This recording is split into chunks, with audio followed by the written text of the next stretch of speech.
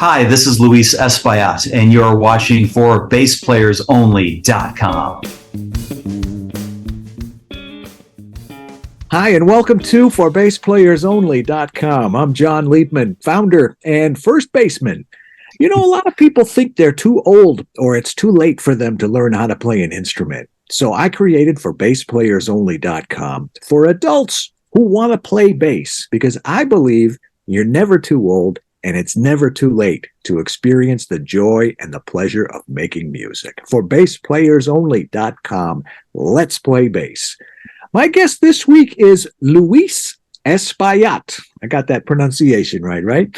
Perfect, man. That's great. Luis is an accomplished, in-demand bass player that everyone seems to want. Since graduating from the Berklee College of Music in Boston, Luis has done a lot of high-level work in TV on shows like Smallville and King of the Hill. I used to love watching King of the Hill when it Yeah, me too. Yeah. He's played on movie soundtracks, including SWAT and American Wedding. Luis's bass can also be heard on everything from video games, commercials for Ford trucks, and lots of other cool stuff. He's performed with Lee Greenwood, Trace Adkins, Pam Tillis, Jim Messina, The Guess Who, and so many others. Currently based in Nashville, this is his first time on For Bass Players Only. Welcome, Luis. Great to have you. Oh, man. Thanks for having me. Great to be here. I would like to start from the beginning. You mentioned before we started recording, your parents are, one is from the Dominican Republic, the other, your mom is from Puerto Rico, your dad's from the Dominican Republic. Is that right? Did I get that right? Sure did. Yep. So are they musical? I mean, tell me about your musical upbringing, how you were first exposed to music and how you became a bass player. All right. Well, my parents are not professional musicians at all, but they both are very much aficionados of music. So art as a whole, including music, was always in the household in some capacity. My father sang in choir in school and whatever, from what he tells me, but he's always been a lover of, like, classical music was a big thing for him. Obviously, the music that is more, from that region, like especially the Dominican Republic, you have merengue and those kind of styles, and salsa and whatnot from the region, was always ever present, and really dug that. My mom, very artistic as well, but where, she decided, I'm the eldest kid, and she's like, well, we have to get him in the arts and we have to get him well-rounded, which I think is a great thing. She decided that she was going to do these endeavors with me as a bonding thing. Like, so she would take piano lessons with me. We would went to some painting classes, some oil painting classes, and even pottery, that kind of stuff, where the music thing really stuck with me early on. With her, it was more visual arts. The music thing didn't really pick up for her, and the visual arts didn't pick up for me. So whereas, I play music, she does not. She can draw these beautiful landscapes on canvas, on oil paints. I can barely do stick figures. So there's that. So that's kind of... Where was this? Where'd you live? Where did you grow up? Well, I primarily grew up in a town called Sebring, Florida, which is about an hour and a half south of Orlando, more or less. But I was born in Flint, Michigan, and we wound up moving around. Yeah, didn't stay there very long. And we did some moving around. So we went everywhere. Before I was 9 years old, we were there. Buffalo, New York, Alamogordo, New Mexico, Homestead, Florida. So as far as we're starting all of these little endeavors in the arts, like, it was kind of all over. But I mean, my formative years growing up was Sebring, Florida, which I was there from the time I was about 9.5 until I graduated high school. And then I went to college after that. How much do you remember about Flint? Because I grew up in Southfield, Michigan, not too far. Oh, right on. About next to nothing, I'll say that. We moved away there before I was a year old. But I've had some opportunities when I was more heavily touring, which I don't do as much as I used to, where I've been close by. Like, I've a couple times I played, there's the Machine Shop in Flint, which is a well-known rock club that's been there now for a little bit. And I remember when I was working with Trace Adkins a few years ago, we were playing a fair not too far from there, but not in Flint proper. And I remember we had a runner with the festival that take us to go to the, wherever if we needed stuff at the pharmacy or whatever. And I'd asked him, I said, this hospital I was born at, St. Joseph's Hospital in Flint. And I'm like, is it possible we could swing by there? I'd love to get a picture of the place I was born. He said, sure, but it's a parking lot now. So we did that. But there's another hospital behind where it used to be. But so that's the long answer of I don't really remember much about Flint. That's Grand Funk country up in that region, isn't it? Sure is, yeah. When I was about 14, I thought Mark Farner was absolutely the coolest guy in the world. Oh, absolutely, yeah. Well, so I think it's very cool that your parents exposed you to music and you did that stuff with your mom, the arts. You reminded me of something I heard on Joni Mitchell song. I guess it was a live recording of a concert, and she says, the great thing about a really good song is that you can play it again and again and people will ask for it. Not like the visual arts. Like nobody ever said to Van Gogh, hey, paint Starry Night again. Yeah, right. I always liked that. So you gravitated more to the music. How did you get specifically to the bass? Oh, well, that's the thing. I didn't come to the bass right out of the gate. Piano lessons were the first thing, as I mentioned before, which is a great foundation. And then in school band, I picked up trumpet, did that for about 6 years, baritone, horn, that kind of thing. And then, started getting to rock stuff, as we all do, especially like in late middle school, early high school, and people are forming bands. And I'm like, well, none of this is applicable instrument-wise to a rock band. Although my parents were nice enough to buy me a synthesizer, so I could play keys in a band. But even that, like I've seen people that are already eclipsing me. And the bass, I've always loved the sound of the bass, always, always, always.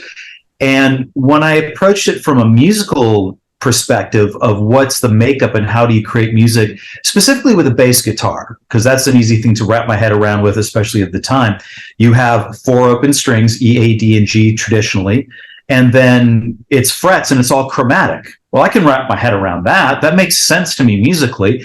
And I thought to myself, well, if that's it, how hard could it be? Well, obviously, as we all discover when we pick up the bass, that it's not that easy. There's so many other nuanced things about the instrument. But it was enough that I fell in love with it, even just having it in my hands and playing it, and the sound that it was creating, that it very, very quickly became my voice. I think that happens with a lot of people who are musicians and really endeavor to be professional musicians or otherwise, is they'll dabble in other things and understand things, but there'll be that instrument that becomes like, oh, this is my voice. And this is where I feel the most at home to contribute to the overall musical landscape. So that's how I came to be with it. Who were your bass influences? You said you always liked the sound. Did you start listening more intently once you started playing it, or were you already doing that before? Well, I was already kind of listening intently, but not to the point of knowing like, ooh, that sounds cool. Who played that? That came later as I really took the deep dive when I started even dabble in playing the bass. But my other influences, and sometimes you don't realize when you hear something that sounds so cool, you don't know who it is until you research it later in life or later on past that. For me, James Jamerson was one of the biggest ones because I love the sound of that bass, not only just what he was playing, but the tone, the warmthness. Just it's like a nice cozy blanket over you. I just love that tone. And so later I'm like, oh, all that cool stuff, that was Jamerson, makes you want to dance. I love that. But even beyond that, I was always gravitated to bass players that, again, had a unique voice within themselves, where it's still they're really taking care of the role of bass very well, but they have their own distinct voice. You go like, I know who's playing on that, even if they play with other artists or bands or recordings. So, for me, Geddy Lee was a big one, as is with a lot of us, because it was his facility with the instrument. Again, a unique sound he had no matter which bass he played, because he went through several different basses throughout the years. Just, you go like, that sounds like Geddy Lee. As far as from a workman's standpoint, where I'm like, I want to be like this bass player, model my career, there was Will Lee from Letterman. He started on trumpet also, I think. What was that? I'm sorry? We started on trumpet also. I think it was trumpet. I think so too, because he was his dad taught at the University of Miami, and I think he did start there as well. I went to school there. I knew his dad. Oh, see, there you go. Yeah, so the Frost School, right? What was the other thing? Was Lee Sklar was another big thing where I would just see him, and obviously even in the watching MTV as a kid, and I would see like a Phil Collins thing. I'm like, who's the guy with the beard? And then I realized, oh, that's the guy I heard here that I thought what he did was really cool here, and yada yada yada. And I thought that was the coolest thing, to connect the dots and realize using my ear, I think this sounds like this person, and then starting to get it right after learning how to do that. So how did your career get rolling? What kind of stuff were you doing initially? You were in Sebring, Florida around the time that you started playing professionally? I wasn't playing professional at that point. I was playing like starting to dabble, like a couple friends putting together a local band and playing a house party or that kind of thing. So, it was, I wouldn't consider it professional. I mean, I guess we got like, paid in food and drinks, which is always good. But my professional career really didn't start to take hold until I got to Boston, to Berklee, because then even going there, it's like I'd jump at any chance to play a local gig or a recital or whatever opportunities I had there to just play, which is what I've always wanted to do. And that's a lot of the mindset that I carry to this day. But I started doing a couple local gigs, and I didn't even think about they call you're a professional when you get paid for it. I didn't even think about that. It just kind of one of those like, oh, are you available to play this gig at this club in Boston? Of course. Go do the things like, oh, here's your money for the night. I'm like, there's money? Oh, thank you. You must have had something in mind when you enrolled in Berklee, like a career, right? Of course, yeah. That was always in mind when I enrolled and what the end goal was. But during that thing, I didn't expect to like make any money while I was going to school. I figured that's going to be like, okay, once you finish, go wherever it is you're going to go, and then start to establish yourself. And then when you get established, then eventually it'll lead to professional paid work, if you will, or more higher end situations like that. Who were your bass teachers at Berklee? My main bass teacher was Anthony Biddy. So he's been there forever, still there.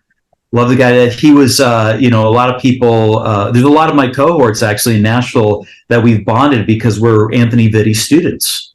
And sometimes we even had the charts that he wrote out because when I studied under him and I worked with him pretty much from front to back. I started with him and I ended with him as my individual instructor. Obviously, I worked with with Danny Morris on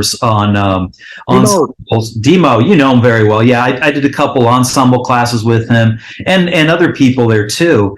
But when I started to like make progress and started to get really comfortable, like, oh, okay, Anthony was even like, okay, this last semester, what it is that you want to work on to make yourself better. He was insightful, like, okay, well, what is it that we need that you want to work on? And I just said very simply, I was like, well, obviously I want to keep working on my chops, but I really want to work on like a sense of groove because I know that that's like the chops is one element, but I want to be able to do both. And he's like, got just the thing for you. We're going to work on some Tower of Power. So he gave me a stack of Tower of Power charts that he transcribed. So yeah, Bump City, What Is Hip, Squib Cakes, you name it. And again, going back to what I said earlier with some of my friends and compatriots in Nashville that are pros as well, that say under him, they're like, oh, do you have a copy of his Bump City chart? No, but I've got a copy of this, of Jeff Lorbert's Wizard Island. Cool, let's trade. So it's become like trading cards for us almost, but it's really good. Yeah, so I had a great time there. And I've interviewed almost everyone on the bass faculty there. Danny Moe, by the way, is a very good piano player also. I saw that, yeah. And I interviewed Anthony, and Steve Bailey and I went to school together at University of Miami. Oh, no kidding. Yeah, Steve wasn't there by the time I graduated. It was still Rich Appleman was our chair when I was there. His son is there now. I'm sorry? His son is there now. Yes, that's correct. Tom, I believe, right? Yeah, Tom's there. But I've met Steve several times. And I've always been a fan of his playing and his approach. Again, another guy with a very unique voice on his instrument. So Very capable of adapting. not too many people play 6-string fretless. No, and not the way he does it either, too. So what's keeping you busy these days, Luis? Primarily for the last few years, I came off the road a few years ago. My last steady touring gig was with Trace Adkins. I came off the road because I've always had this goal of being a session musician. And I've always been able to do it over the years since I've been in Nashville. But I kind of balanced the two because obviously with the live stuff and combined with that, it's like it was financially viable to do it that way and pay the bills. So the only problem is that for many years leading up to that decision, there were times where I get called for a session I really didn't want to say no to. But the problem is like, I can't, I'm doing a show in California and I can't get back on time for it. So I had to say no. So eventually I had to kind of make an effort to kind of clear the schedule with a few exceptions, obviously, and kind of focus instead of like a steady road gig like on that. So for the last few years, that's been keeping me busy, which is great. I've been playing on records and variety of different session work, and I've really been enjoying it a lot. Outside of that, since the end of the pandemic, we're coming out of it, I've been doing a lot of fill-in work. I'll sub in for groups. You mentioned a few earlier, like Jim Messina was great. I was working with him for a while, and it's great to play those hits. I mean, you know, it's iconic, and then one of those things you forget when you go through the catalog and you play them and you learn, oh, I remember that. So I didn't realize that was you. That was another big hit. Same thing with the Guess Who. I mean, I did that earlier on this year. And and I was, filling in with them. I probably did about, 15 or so shows this year with them overall. Who was the guy, Michael, he played at Whitesnake, who was playing with the Guess Who? Michael Devin. Yes. Sorry? Michael Devin. Right. Yes. That's why I got the call, because Michael had just gotten asked to play with the Dead Daisies, which is who he's working with now. What about Marco? Oh, he's playing with Journey. Okay. Yeah. So, and Marco Mendoza is not playing with Journey now. I forget what he's doing now. He's doing something else, but yeah. So Michael was with Whitesnake, came to the Guess Who, and then got called to do the Dead Daisies. And then I get the phone call of like, hey, can you come do this until they, kind of figure out what they want to do as far as that slot goes. And of course, I'm like, sure, it fits beautifully in my schedule. And why wouldn't I want to work with an iconic group like that? And again, same thing where obviously people know American Woman, but then they may or may not remember These Eyes, No Time, Share the Land. What's No Sugar Tonight? That's one of my favorites to play. All those songs too. Well, last time I interviewed Rudy Sarzo, I think he was with the Guess Who at the time. So yeah, we were playing. I asked him if they play. You know what song that I always like that you just don't hear very much? Albert Flasher. Oh wow, yeah, no, I never got to do that song with him either. Well, I guess not as many people liked it as. Did you sing on that gig too, or just play bass? Oh, that one's singing. Yeah, that's and I do sing BGVs, but I will say, and I've told people, that's some heavy lifting in the BGV department. So there is everybody sings in that band, and everybody sings great in that band. Wow. And it's one of those that the lead singer right now, Derek Sharp, is a phenomenal talent, both singing and playing, and he's one of those guys that is. He is the musical director, and he will kind of lead the charge as far as arrangements and harmonies, and he'll say, okay, cool, well, here, you sing this part, let's work on that and make sure it's tight, let's make sure we blend. I mean, all the things that's like super top-notch professional stuff, but you can't phone it in. It's one of those gigs. You have to put in the time, and I came out of that, even filming those shows, I feel like I was a better singer coming out of that thing, because it really forced me to really focus and really work on that. Yeah, that'll do it. Absolutely. I want to ask you about playing bass and learning bass. For Bass Players Only is primarily a bass instruction site, although I've 800 interviews every single week, 800 consecutive weekly interviews, never missed since June That's 15th, crazy. 2009. And I'm Hey, so you're a machine. happy to add you to that list. But I've got people coming every day from all over the world, really, from pretty much all 50 states in the U.S. and I don't know, 50, 60 countries worldwide, maybe more than that last time anybody counted. And most of the people that are coming here to learn bass are men in their 50s, 60s, 70s. I've even got some in their 80s. Oh, wow. So That's great. I thought I was going to get the college kids, the 20-year-olds, and I don't know, maybe I look like an old guy, and that's just who I'm bringing in. But I'm just telling you that to give you an idea. We do get some women too, but it's mostly men in that age group. A lot of times when we get into that age group, things like arthritis and tendonitis and those kinds of things kick in. But the point is, these people aren't trying to be rock stars. They're not trying to set the world on fire. They want to play some classic rock riffs with their buddies. They want to play some blues shuffles. They want to play maybe some funk R&B or some walking bass, and just for fun to get together and play. And surprisingly, a lot of them are happy just to stay home and sit in a room and practice bass. That surprised me a little bit, but it's the case. So I'm just setting a context for you because I want to ask you what advice you can impart to somebody like that who wants to learn to play bass. What do you think they should be thinking about? What should they be focused on? What do you think they ought to know? Well, first of all, what they should do is just do it. Just do it. Don't I've run across so many people, and it can be something that they're later on in life, of an older age or not, that they feel intimidated. They feel like, and we all are guilty of comparing ourselves inadvertently to other people and skill levels and whatnot, especially with something like playing bass. But the biggest thing I tell everybody is just do it. Don't let anything stop you. Don't say, I've never picked up a bass. I'm too old. No, just do it, because once you cross that threshold, everything else that's the hardest part, is just do it. Because then when you put the instrument in your hands, you're getting a feel for it. Then you realize, oh, okay, I need to hold it this way. Here's what's comfortable. And this is what the instrument sounds like. Okay. And then you can take that practical knowledge that you just got yourself and then apply it through research. And of course, we live in a day and age where it's all at our fingertips, ForBassPlayersOnly.com. It's so easy. Put it in the thing, and go there and go like, okay, well, for beginners, here's a simple exercise that you can do that's so necessary, and just the building blocks. Be patient, just have fun with it, enjoy it.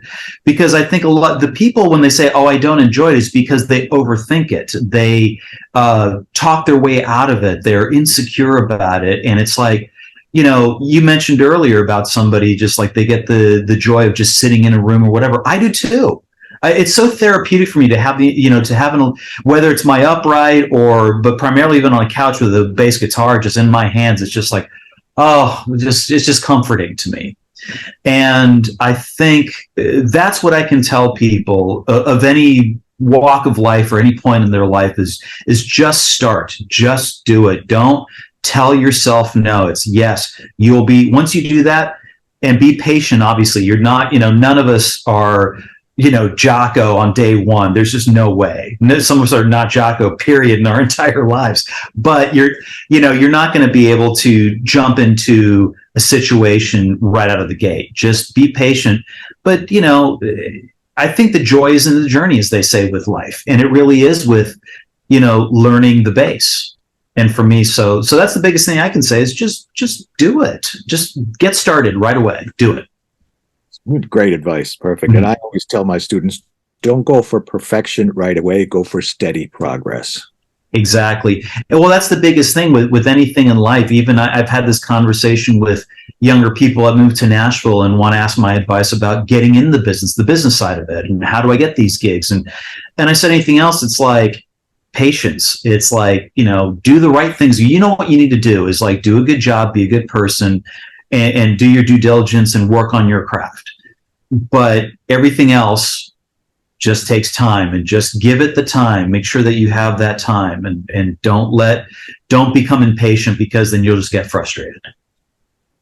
Excellent. Great advice. You said something that surprised me, and you said it kind of matter-of-factly, but you mentioned the upright. I did not know you played upright. Tell me about that. Oh yeah. Well, that's actually why I'm here in New York. I'm actually playing upright today or tomorrow. So this Christmas big band tour that I'm doing that I'm on right now is swing big band. It's 8 horns, piano. Oh. Yeah, it's great. 8 horns, piano. I'm on upright, electric guitar 335, and drums, like a small drum kit. And Brett is, as I mentioned before, his notoriety, his hits have come from the modern country world, but his voice it blew me away when I first heard him last year. Like, oh, he's legit. He is the guy. He's like the nouveau crooner, like he can stylize his voice and sing that stuff, and his phrasing is impeccable. It's great. So, sorry, to answer your question about the upright, I've been playing upright for a while now. And it's one of those things where, again, I really love the sound of that instrument as well. It's a different animal. The philosophy of how the notes lay on the instrument is the same. E, A, D, G, again, 4 open strings traditionally. No frets, but again, you're moving chromatically up the fingerboard. And again, I just love the sound of it. And there was one of those things where, again, like I mentioned in my earlier advice, like, well, don't get caught up in your head about it. Just do it. Because I had seen so many phenomenal upright players. Side note, after this interview, I'm actually going to go see one tonight. Christian McBride is playing at the Village Vanguard tonight, and I have tickets. So I'm going to go. It's a bass day today for me. Yay. But, I could see somebody like Christian who will blow your mind of his facility and his musicality on that instrument. And that's his voice. And you go, I'll never be that good. And I'm like, even if I'm not, it's just like, just start. Well, with patience, again, that was years and years ago. I started doing that. And slowly but surely, I worked it into my repertoire. Like, yes, I do play upright, and little by little worked my way up to that position, and I get called to play. I'm doing an upright session next week. And then last year, I did this run of shows, these big band shows, and I'm doing, that's why I'm here in New York City to do them again. Do you play with the bow at all? A little bit. Again, one of those things I'm not, I have a friend of mine, Joel Reist, who is the principal bassist of the Nashville Symphony, who's obviously phenomenal at his craft, and watching him play with a bow, again, just like, I always feel like I have a French and a German bow at home, and depending on just my mood is like how I feel like I have the grip correct or not. Sometimes I feel eloquent with it, and other days I feel like I don't know what to do with my hands. So I don't as my principal voice. I'm more of a pizzicato player when I play, but that's the stuff I get called for anyway. Primarily is I'm playing pits. I have played bow in the studio before, but it's always been very just longer legato, whole notes and half notes, just to kind of fill up the sound. Exactly right. Exactly. Just nice, beautiful long notes, goose eggs. But no, I don't. And that's another thing that I'm continually working on to this day, is being better at the bow. And I'm not always every day doing it, but when it's time and I have the time, I just pick it up and just even holding it correctly and just trying to get that grip correct, and just feeling and pulling the notes out, as some other string players have advised me, don't feel like you're pulling the note out, doing that kind of thing. So I work on that as much as I can. And that's something, again, one of those, goals that I have for myself. That's great. Yeah, people that play French bow say it's easier. I started on German bow, and that's all I can play. When I pick up a French bow, I try to hold it like a French bow, but I end up holding a French bow like a German bow. Exactly. Yeah, I wanted, the first time I tried with a French bow, and apparently I didn't have enough rosin on there, and I just couldn't get a good grip, and I was just like putting more pressure than probably needed to be. I felt like I was just gripping it like this. I was like, there's no nuance to the thing. It was just, I couldn't, like I said, I couldn't get any kind of articulation out of it. It was just like, here's your note, boom, and that's it. Are you going through anything like the Simandl method or anything like that from traditional classical double bass technique? I haven't, but I'm familiar with it. But again, it's one of those, like, I have it on my little laundry list of to-dos of, you know what, I really need to do a little more study on the different, like, methodologies of the technique of bowing, because there are a few different ones. Yeah. And you know how there's very much amongst the more upright classical leaning players who are pretty much like arco players primarily, they will argue which is the best methodology, like Mac versus PC. It's that argument, of like, well, we're more of this, we're more of that. So I feel like I'm not as well educated to speak on the topic, but I'm familiar with it enough that I know that I don't know enough of it, and that I'm going to go back and do a little more, like maybe a little more reading on it, more like, okay, here's where this stemmed from. This is who developed technique. This is why people chose it over this, et cetera, et cetera. You mentioned Christian McBride. He's amazing with the bow. He went to Juilliard. I didn't know they had a jazz program. They do now. Well, this was years ago. The last time I interviewed him was like 2015. Say hello to him from me if you get a chance to tonight. And Absolutely. It's about time for a follow-up interview. Actually, I interviewed him twice. So, fantastic! Yeah, I know who's better at what he did. My favorite upright player was Niels Pedersen, Niels Henning Orsted Pedersen. Oh yeah, fantastic. Talk about I'll never be that good. About 1 month after I started taking lessons on the upright, I went with my friend to see Oscar Peterson, and we didn't know who was going to be with him. You know who was with him? Niels Pedersen and Joe Pass. Oh, dear Lord. In a club in Dearborn, Michigan, in the Hyatt Regency. It's called DV's. And I was sitting pretty close. And in 1979, I still have not recovered from that. I believe it 100%. I wouldn't either. I was very fortunate of last year. So our guitar player on this tour is a lady by the name of Lindsay Miller, who's a fantastic jazz North Texas State graduate. And she knows Christian kind of a little bit here and there. So I went and saw Christian play last year, but he was doing his residency last year here at the Village Vanguard. And I didn't go the same night she did, but obviously she went that night and got to hang out with him. Well, I'm going tonight, so I'm hoping that'll be my opportunity to actually meet him tonight in person. That's my goal. So I'll definitely tell him you said hi, but that was the first time I got to see him up close and in person.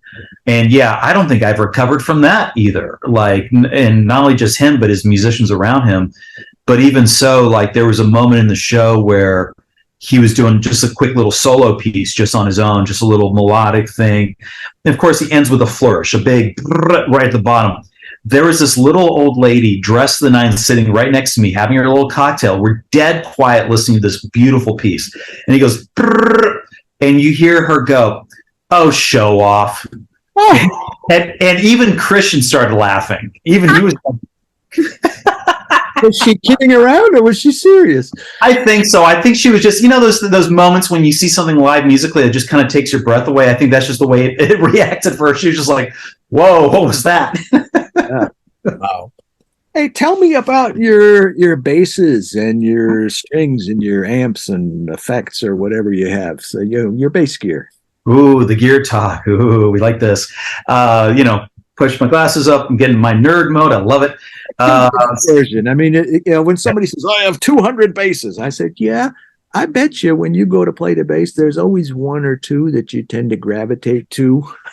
Exactly. Well, that's the best way to put it, because I have a pretty decent collection, but I do have go-tos. We do. So for me in the studio for electric bass, and sometimes live too, I have a 1966 Precision that I adore. I found it kind of as a fluke almost. I got lucky. It's one of those lucky finds. And I was looking between that one and a 64. And the 66 just sang to me. And I got a great deal on it because it's a refin. It got refinished. And to me, that didn't bother me. Everything else was original, and it felt great, and it sounded great. And so I've got this seafoam green 1966 Precision that's gorgeous, that I've had other session players that don't even play bass go, I want that bass. If you ever decide to sell it, I'm like, nope, not selling it. Sorry, it's mine. Billy Sheehan doesn't have a patent on that color. I'm sorry? Billy Sheehan doesn't have a patent on that No, I know exactly. He's got one of his things. It's so funny because Billy doesn't live that far away from me now in Nashville. He moved there a few years ago, and we've done a couple things together. But no, that was just this refin thing, and it was great. But that's my kind of one of my go-tos. My other go-to, I have another main go-to. I've been playing Sadowski basses for quite a while now too. And the first one Roger made for me was back in '99. And that one is not necessarily my go-to, but I would say that in the rock world, the highest charting albums that I've played on were that bass. It's a 24 fret 5 with a maple board with soap bars. And it just has that, it's scooped in the middle, but it's got that aggressive rock thing. But my other main 5 that sees more action in the studio lately, especially if it's just generalized, I had Roger make me a 5-string jazz. Just a 21 fret or 22 fret, 21 fret jazz. But normally Roger will put in humbuckers, hum cancelings in them as a default. I asked him to put single coils in that one. And he was concerned. He's like, well, are you ever going to use it live? I was like, sure, probably. He's like, well, are you worried about hum? I'm like, and he says, well, I'll go ahead and make it. And if it's a problem, we can always swap out the pickups. Never swapped out the pickups. The tone was great. So I love the sound of those single coils in that bass. And that's my other go-to, not only live, but recording when it needs a 5, especially for pop and more of that kind of R&B stuff, where it's like a refined kind of polished. That's my go-to. So those are my go-tos in electric land, those two in particular. So that Jazz 5, which is kind of, people see pictures, it's the one that is like a black burst finish and with a rosewood, it's a Brazilian rosewood board. And then that 1966 Precision, that seafoam green rosewood board, is also most like later promotional photos. That's what you'll see me with, is that seafoam green one. Upright, the one I have a couple uprights, and my main upright's out here with me. It is a hybrid. It's got a carved top. It's a willow. It's a cedar top and willow carved sides. And then it's just a ply back. It's a flat back. My other one's a ply, but it's a round back. And this one that's out with me is the hybrid, but it's a flat back. And I really like the way that sounds, especially in this context where you're playing pits with a big band. The volume's there, but the presence is there too. It's really nice. What kind of pickup do you use on your uprights? I use both of them. It's the same one. My other ply, I bought it and put it in there. It's the David Gage Realist. I knew you were going to. How did I know you were going to say that? It's a good one. It's a good go-to. It's a great it's that contact pickup. But I got to tell you, it's probably one of the more warmer sounding out of a pickup. It still sounds like a pickup. If you just solo it up and hear, it's like, yeah, I can tell it's a pickup. But compared to other pickups, it's got a little more juice to it, a little more warmth. This other bass that I have out with me now, the hybrid carved, it just, when I bought it used, and it already had one in there. I was like, oh, that works. So I've got realists on both of them. I was like, I know what I got to do here. We're good. Hey, getting back to the electric 5s for a second. We used to be able to just assume that when you said 5-string, it means low B, but a surprising number of times that it's actually a high C. So I'm guessing yours is a low B on your 5? Yes, mine's a low B, yeah. Okay. What kind of strings do you play on those? I've been all the way around Diodarios. I've been with the Diodario company since, I think, 2007, if I'm not mistaken. The upright too? Upright too, yeah. Actually, I use the Helicores. Mm-hmm. I have a set of hybrids, medium tension usually on both of them, just because even though primarily I've been using them for pizzicato, but occasionally the bow will be needed. So I wanted to get a set that the hybrids were designed, hence the name for both. I do have a set of the Zyx ones, I think are the new ones from Diodario. I bought a set, but haven't tried them yet. And people are telling me that those have a different thing to them, and they sound a little more bigger than the hybrids. But I haven't gone through the motions yet of swapping out the strings and trying it for sure. So right now, yeah, the hybrids are, the Helicores are what I have on my uprights. And what about amps? Amps been with Aguilar for many years now too. So Aguilar guy since I started with SWR back in the day. When there was a back in the day, right before Fender bought them out, and I transitioned with them through Fender. I have Brian Beller to thank for that. Brian and I have known each other for 30 years, if you can believe that. So we're Berklee together. So we go back to that. But I knew Brian all the way through that. And obviously he used to be one of the artist guys, one of the company guys at SWR. So thanks to him, he got me in, and that was my first amp endorsement. I went to Trace Elliott for a little bit. I'm afraid of those. They're just, it's just too many things. Too many things, but once you get a handle of them, they got their thing, and I really dug them. The hardest thing was just to find, like, if I had to have a thing backlined, if I was flying in, it was hard to find. But after all of that, I've been with Aguilar now since 2012, I believe. So 12 years now, and they've been great. And I've been with them since when it was like Dave Boonshoft and all those guys.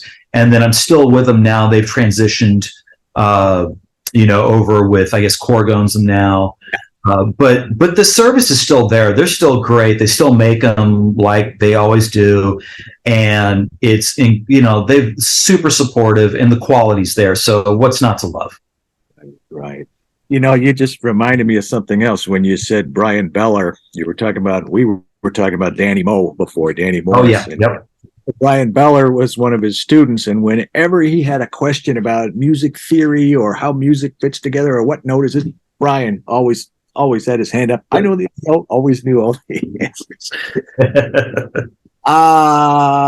Hey, there was one other quick question I want to ask you. You're in Nashville and you play a lot of sessions. So what about that weird notation they have down there? The number system. I didn't, I don't say that disparagingly, but I don't know any other place in the world that uses it. I guess that's kind of a requirement to be a studio player, a session player in Nashville. Absolutely, it is. It's not as, if you understand music, it's not as daunting as you think. It's one of those things where even when I was coming to Nashville and I had heard of the number system and had seen charts, I was a little intimidated just because it's unfamiliar territory. But you'd be very surprised because it's literally just scale degrees. That's all it is. So one is tonic, the key is C, F, G, and it's all diatonic. So if you're in C major, obviously it's that, but if you're in D, then F sharp, and et cetera, et cetera. But it is a requirement because that is the day in, day out with the session scene in Nashville. Barring if you're going to do, like I was comparing us, like the horn players on this tour do sessions day in and day out as well, but they're very much in the thing of like they're going to go do a movie score and they're going to be reading notation. So those are the exceptions to the rule, but anything else, whether it be country, pop, whatever, you're going to expect to see a national number chart. There is, for people that want to learn more about it, there's a lot of resources. I encourage people to check out. There's a book by Chaz Williams just entitled The National Number System, and it's not a big book, but he does it in such a way that it's easy. And there's a lot of practical applications. He'll put in charts as an example. Okay, here's the chart. Now listen to the song and you'll see how it applies. Plus, he also has stuff on YouTube as well that has some quick lessons. But yeah, it's not daunting. If you have basic music understanding, it will make sense to you. There are some nuances amongst players, the way they might write. Like the biggest argument is, how do you write a bar of 2/4 time?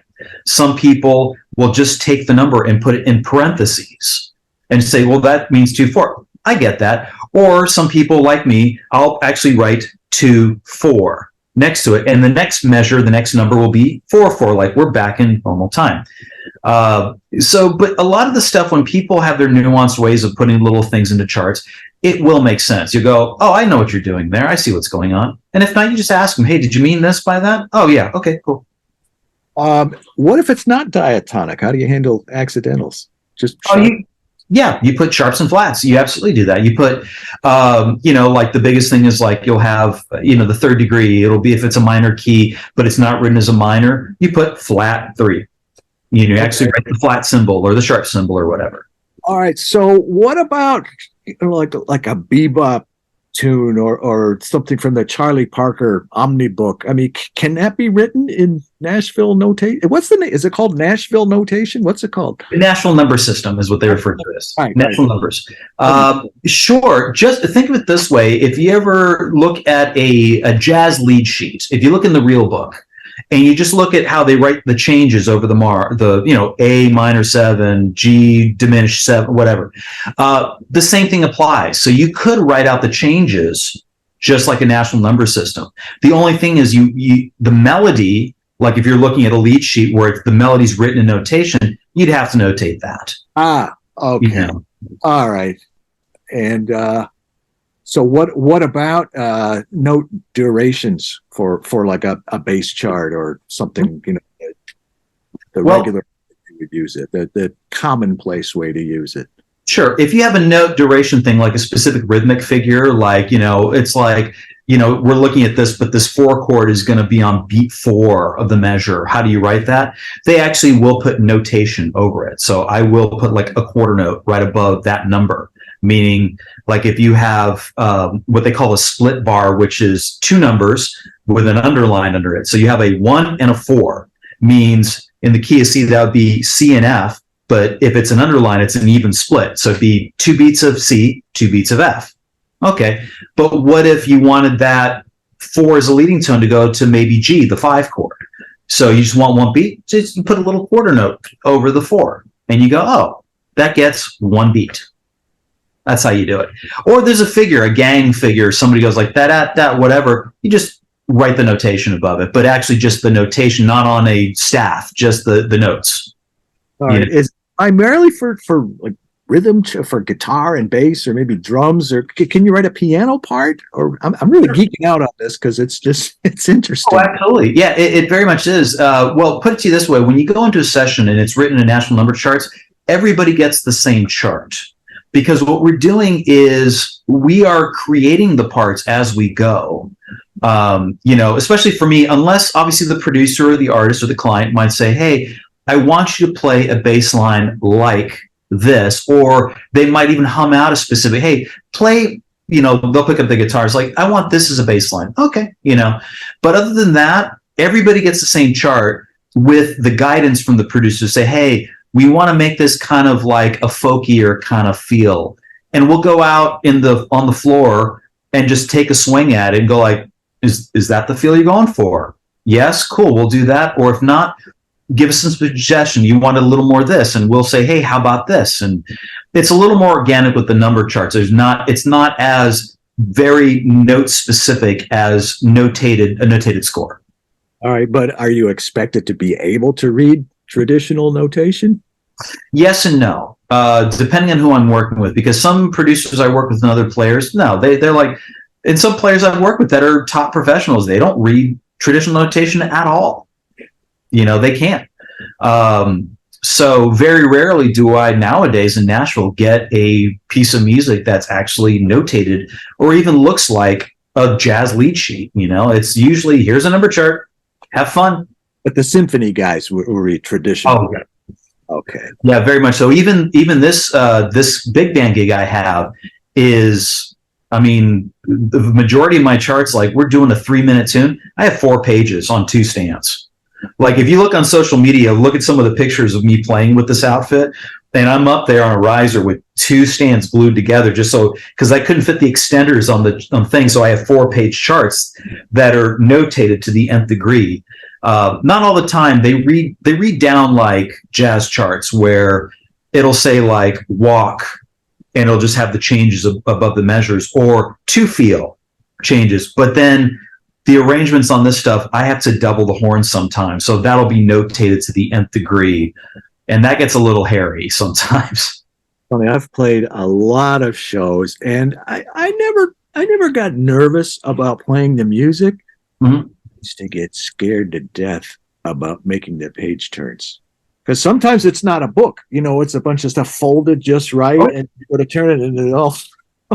Well, that's what I wound up doing, because the book, if you will, the folder of stuff for this show, was given to me, and some of the notes of people who played it in the past. Because what they used to do when he did this tour prior to last year was he would hire a lot of the players in each different city. He wouldn't carry, like this tour, we're carrying everybody. All the horns are coming with us. Everybody's coming with us. But both sides of that too. Yeah, I'm sure you've done that too. Yeah, but you'll get the chart of the books, and the last guy has made a couple notes. And I remember one specifically, like he made this big eyeglass thing on the chart, like saying, "Look out, page turn coming. Like, don't mess this up. You have to reach over and flip that page without knocking it off the stand." That's my greatest fear. He didn't do that for you. He did that for himself, though. He did it for himself, but I'm like, thanks, bud, whoever you were. Thanks for helping the next guy out. It's but what the reason he did that, probably something happened that he didn't want to happen again. Oh, yeah. Well, there's some of them are quick. Some of them you have to know. It's almost like with me, I have to know, like, I know the next bar is an A minor 7. So that's you can open A, while you're. Yeah, I can just go back, or at least I know I have a quick pause, or I can let the note sustain for a second, just reach over and come right back to it. And I know without having to get back to home base and look at the page, I know A's coming up. That's funny. You're from the Dominican Republic, or your dad was from there. Have you heard of Angela Carrasco? I have not, no. I used to play with her we were doing a bunch of shows at the Copacabana. Wow, nice. And we're doing this Caribbean medley, and there's a part where it stops for like 1 bar, 2 bars, whatever, and everything stops, and she goes, "Yo dejé mi corazón que solo vive," and then the band comes like, dum, dum, dum, dum. In that time that she sang, I had to turn this page, pull this over, do this over here, right? Sometimes I did it, and sometimes, oh no, man. Try to do that and pick up the music and. See, and this is the thing. People come into the website, like trying to learn, like just picking it up in front of whatever. I'm like, here's things why you don't want to become a professional, because you have to face these trials and tribulations as well. That's funny. I interviewed Bob Glaub a few times, and he's been with Jackson Browne for I don't know how long. He's played with everybody, but he's on the Donna Summer record, Last Dance, which many times in the 80s, and that's all written out. He said it was like in the studio, it was like, I don't know, 4 music stands. Yep. All right.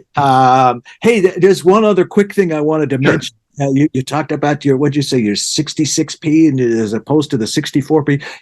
I'm sure you've got a great store in Nashville called Carter Vintage Guitars. Yes, indeed. Oh, my son told me about that. And I love going and playing like the 58Ps or the 62Ps. Oh man, what a store. It's so cool, and it rotates too. All of a sudden you just go like, "Ooh, they got this, 72 Jazz, or they got this or whatever." You just want to, even if you don't want to buy it, it's like I want to see what that thing feels like. Oh yeah. I really want to play it. And you just go in there and just check it out. It's great. It's every bit as great as they say it is, and it's it's a lot of money, but it's not like $1 million. It's like $6,000 or so. Well, maybe now it's more than that, but probably now, yeah. But I made the mistake. My wife was with me. She said, "You're not getting that. What are you doing?" What about, you mentioned what you're doing now and a little bit about what's coming up. What about long range in the future? Is there anything else in the works, or is there something that you've always wanted to do, but you haven't, someday I'm going to. That's a good one. I mean, there, as far as coming up in the future, just more of the good usual, as I call it, which is I've got some more session work coming up, and something else will pop up, I'm sure, at some point or another. But nothing concrete plans other than that. As far as be nice or whatever. There's always that to some degree of like, it would be nice to play. You can name check an artist or name check a situation. And, there's one in particular I'd love to do. I'd love to do it all. And I've been very fortunate because a lot of those things were like, it'd be really cool. And then surprise, surprise, hey, you want to go do that? I'm like, yes, please. So those opportunities have presented themselves. I mean, I'm out doing one right now. It's like, would you like to go play 2 sold-out nights at the Beacon Theater with a big band? Yes, please. You say yes to that. It's a privilege to do that. Or like I said, even getting to, like I said, something that some people might not think is a thing, but playing with, a Jim Messina or something like that, and playing those songs with the guy who did them. And, last summer I subbed in with Tom Kiefer, the lead singer of Cinderella, the rock band from the 80s. And that's like such a thing in my childhood that I was just like, not only am I playing this, I'm playing the songs with the guy, to sold out, club shows, but sold out or some theater stuff too. Night in, night out with that guy jamming out with me every night. So I've been very fortunate and privileged that I do that. So for me, it's more of that. It's more of opportunities that sometimes you never would have thought would be an opportunity. Yeah. Well, that's great. Well, keep doing what you're doing. I'm sure we'll have a lot to talk about. We should do a follow-up interview so you can bring us all up to date on what you do, stuff that you don't even know you're going to do. Sure, I'd love to. Yes. One last question for you. Yeah. What would you be if you weren't a bass player? Something outside of music. Wow. Oh my gosh. That's a tough one because music has been a part of my life since day one. And I've interacted with music, meaning playing, taking whatever since I was 5. So it's kind of difficult. But outside of that, I don't know. It's like, it's still art related, but I would love to do some more acting. I did that when I was younger. Theater, and that was always fun, but that's kind of that same artsy kind of jive that I was always into. Outside of the arts, maybe I do love, I'm a scuba diver. That's one of my hobbies. One of the things I do. More of that, maybe travel the world and go check off some more bucket list dives. Maybe some sort of profession, maybe become a dive master and take people out on dives, and because that'd be fun. And all the dive masters I've gotten to dive under and go to places and dive always seem to just be enjoying life. They're like, life's not terrible. I get to do this for a living. I get to dive with you. You're paying me to dive with you. What's not to love? I do love to travel. I do love culture and cultures in other countries because I've been fortunate enough to travel and experience, and there's always something new to experience. So something that would involve a travel capacity. I don't know, maybe a travel agent or something like that. That kind of stuff. Well, that's quite a list. Yeah. Well, you know what? Keep playing the bass, and maybe you can travel and do some of that other stuff along with that. I remember I lived in Florida for 6 years. I do remember looking into, what's it called? PADI, P-A-D-I. That's the logo with the red and the white on the. That's correct. That's actually the certification agency that I'm certified through is PADI. Yeah. I don't know. I never got around to it, but. It's fun. Never too old to start, never too young to start. Well, they do have qualifications on young. You do have to be of a certain age to understand the physics of it and everything else for your safety. I don't think there's anything I'm not old enough to do. So. Well, thank you, Luis. This has been great. I kept you a lot longer than I thought I was going to, so thank you so much. Oh, good, man. I just had to geek out and nerd out on the Nashville number system and gear and all the stuff that excites me. And I hope you are all still with me. Thank you so much. You're watching ForBassPlayersOnly.com. I'm Jon Liebman, founder and first baseman. A lot of people think they're too old or it's too late for them to learn how to play an instrument. So I created ForBassPlayersOnly.com for people, adults who want to learn to play bass, because I believe you're never too old and it's never too late to experience the joy and the pleasure of making music. For BassPlayersOnly.com, this is the place to learn bass. You're never too old to groove, right?